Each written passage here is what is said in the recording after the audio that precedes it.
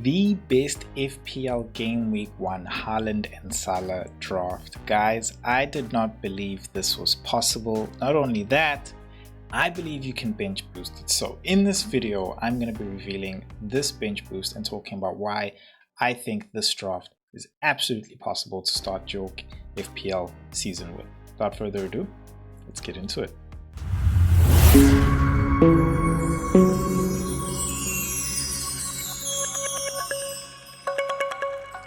So here's a stat for you guys.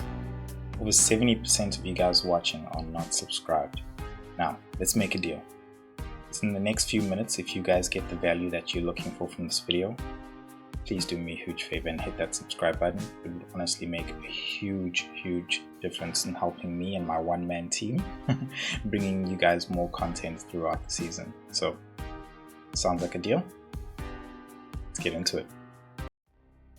All right guys, let us get with the deal right now. In this draft, I'm starting off with Sal's in goals. I still love his first game week 1 fixtures, and in fact they are top of the fixture of the first 6 game weeks against Brentford. In the defense, I'm gonna have a Mickey van der Ven, Nico Williams, as well as a Jed Spence, going real budget there with 4.5 and a 5.0 defender, and all have great fixtures to start off with, allowing for a bench boost. In the midfield, we're going to play with the 3-4-3 formation. Kudus is still there. He has been starting in pretty much all of the actual preseason games, as well as starting on that right and having Brendan Johnson start on the left actually, so it doesn't seem like he has much competition there. And then Rogers, somebody I actually have overlooked, but he's been performing so well. He's honestly turned my head this preseason. Plus, after this Newcastle fixture, which I think I shouldn't have overlooked him for, I think he's got really amazing fixtures. In fact, top of the picture ticker when you look at the first 8 fixtures for Aston Villa. Then of course Mo Salah with the captaincy, not much to say about him. Dingra, Sunderland really strengthening up with the new signing of Xhaka and others as well coming on board. So with West Ham as well as Burnley in the next fixture, and I believe they have a third fixture which is also great. They are actually good for the first 3 fixtures going into the season as well. In the strike force, Ollie Watkins against Newcastle at home. Mark Guehi, who is a new signing that Sunderland is going to have. It has gotten the here you go from the man himself, Fabrizio Romano. So you can imagine with those fixtures, 4.5. This is the man that is the key to this actually happening, allowing Haaland there with the vice captain. Going on to the bench, we've got Verbruggen there at home against Fulham, Brighton defense team as well, which I'm really believe in. And then we have Mr. Anderson against Brentford there as well. Munoz, who I have been thinking about Chelsea starting late, and they're gonna be a good side, absolutely, but they might not be match sharp. So I think that Crystal Palace is going to give them a run for their money, and I think we have to see how they do in the Community Shield, talking about Crystal Palace now. And I think we could find that they could actually give Chelsea a run for their money in that opening fixture, especially because they are actually they will be playing away there actually, but nonetheless Munoz is pretty much like a winger there. And then De Kuyper, who is the man himself, who's been hyped up to also be as attacking as Munoz. That is the Haaland and Salah draft you can actually bench boost. So let me know what you guys think of this in the comment section. If you are following me or not following me on some social channels, you can see all the social channels that I have up there. That is my handle. Please follow me as well. And then of course, for the longer form content, hit the subscribe button on YouTube if you'd like to see and me take a more deeper dive into things like the squad, which is what I'm actually going to be doing right now on YouTube. Right. I think let's talk about DEFCON, which I haven't touched on, the defensive contributions, because I think it's DEFCON that actually makes this also very, besides Mark Guehi moving, having a 4.5 striking option, actually makes this possible. Just a disclaimer, I'm sure you've noticed I'm trying a whole load of stuff. I got the green screen going on. It's going on with, you know, the whole show, you know, FPL and, you know, the Force. I'm outside at space here, you know, Earth back there. This is actually the control room where, you know, I do all the stats, talk to you guys and everything like that.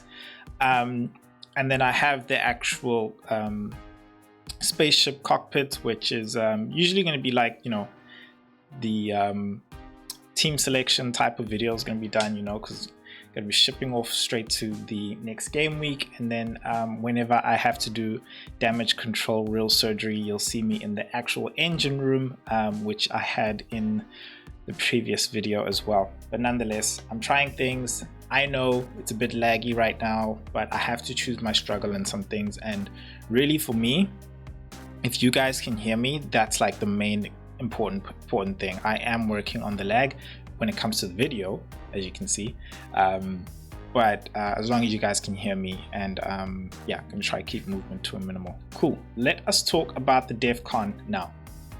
The defensive contributions for me make this Haaland and Salah draft really possible, because now we can actually start to not just consider 4.5s and 5.0s and even 5.5 defenders and defensive midfielders to just sit on the bench, but to actually contribute even in the tough fixtures. So as you can see there, Tarkowski being the highest calculated defensive contributor from last season, and there's a huge correlation in this where teams have the lowest where teams have the lowest actual possession, they're most likely to have, of course, more points in defensive contribution, because they're making the most interceptions, tackles, blocks, and so on as well. Basically, defensive contribution is if you're making your tackles, blocks, interceptions, and God, what it is, it's CVIT, one of those. But I'll put a link down for you to actually see what it is from the actual YouTube, not YouTube, sorry, the Fantasy Football Hub, Fantasy Premier League, what's this website? Yeah. So you've got people like Tarkowski, Caicedo. These guys are 5.5, and then Elliot Anderson being a very popular guy, because, you know, he's somebody now who's also on set pieces in terms of corners as well, and maybe even set pieces now that Elanga's gone. So he's somebody who can also have an attacking contribution, and besides just his defensive contributions. And you know, now with, you know, Thomas Frank also going to Tottenham, you're starting to think that maybe you know, Tottenham might be able to also start racking up those defensive contributions in terms of Romero and Van de Ven, and that's why now there can be actual options. Jet Spence, there really is just an option in terms of Udogie being absent. I think he's just got an injury, and right now precautionally he's not playing in pre-season, but of course as the time comes closer, monitor that and see if he's really an option to begin with. But that could easily go into being a Kilman and being an actual Wan-Bissaka if I really want to go there as well. Another team who is and has options, great options in terms of players who can really do well in the defensive contributions there. As you can see, top there as well in terms of defensive contributions would also be from Nottingham Forest, would be the defenders, Murillo, as well as also Milenkovic as well, who's another popular one who's really been in a lot of drafts that I've seen. But let's just go back to the actual draft here. I think it's doable. You know, I was sort of excited once I did this. I never thought about doing it. In fact, I was just like, cool, let me just put up a couple of different drafts for you guys, you know, so you guys can see what the different possibilities are.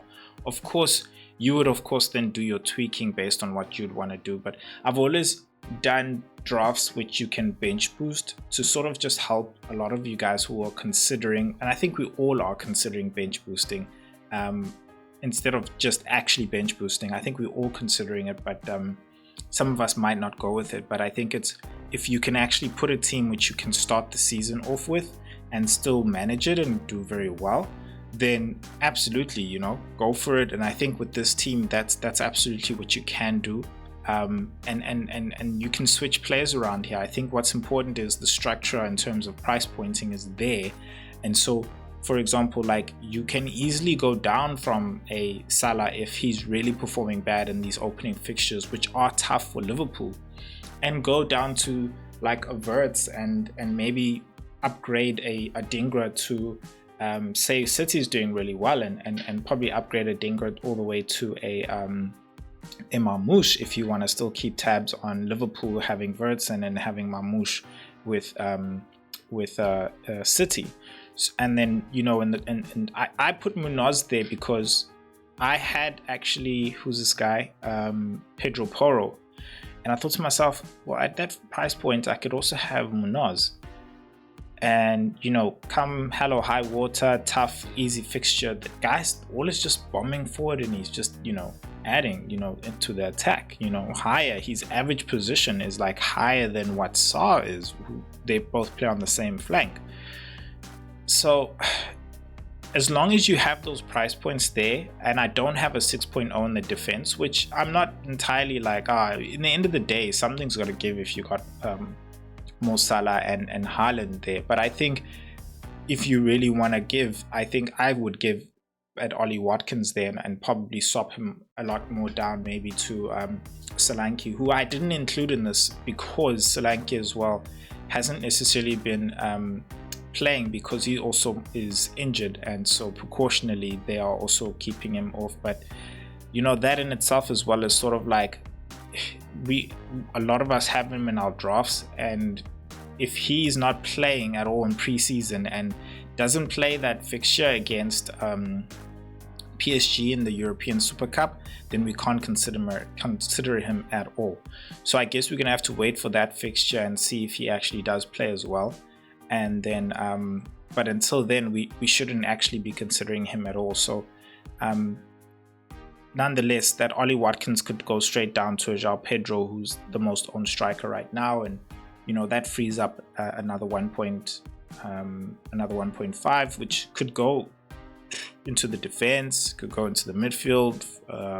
Yeah, you know, my point here, I think, is it's actually possible, you know, with some actually good players who can actually go into it. Like, again, that 1.5 could go straight to one of the 4.5 defenders and actually now start to give you that 6 million defender, you know. So I think I'm actually going to start considering this.